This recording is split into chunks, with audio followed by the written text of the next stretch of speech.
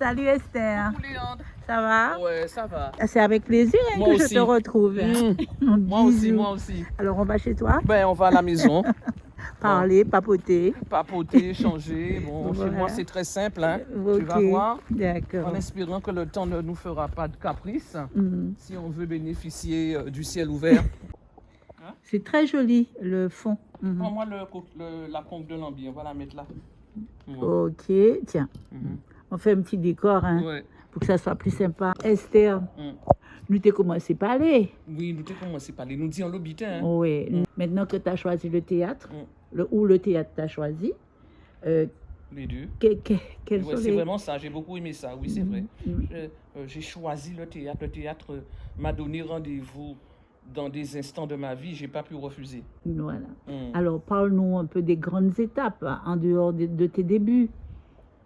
Tu t'es formé entre-temps. Ben, tu sais, les rencontres et les expériences vécues avec les différentes personnalités dans le monde du théâtre, c'est de la formation.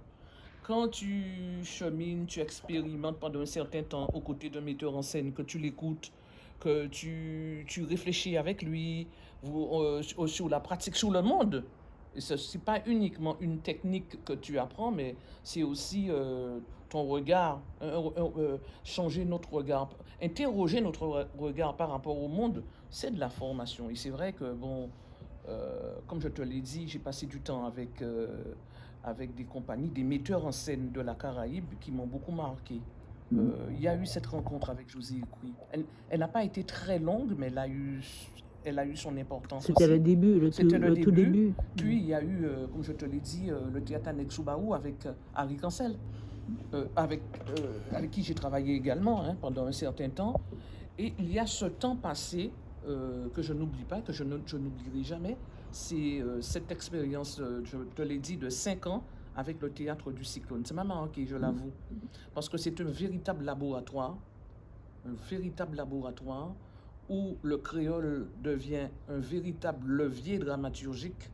Les explorations sont particulières.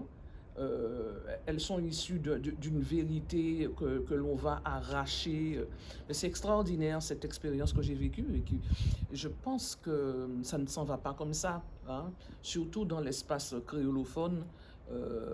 Je crois que j'ai beaucoup... D'ailleurs, j'ai eu l'occasion de le lui dire, hein, je ne suis pas du genre éloge posthume.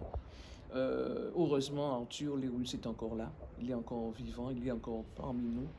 Et j'ai eu l'occasion de lui dire, Arthur, je te remercie pour tout ce que tu m'as enseigné, parce que c'est en moi et ça continue de cheminer, malgré toutes les expériences que je traverse, n'effaceront. Ces expériences-là se conjugueront entre elles. Elles vont travailler, mais c'est quelque chose qui est complètement indéfectible. Non, c'est extraordinaire.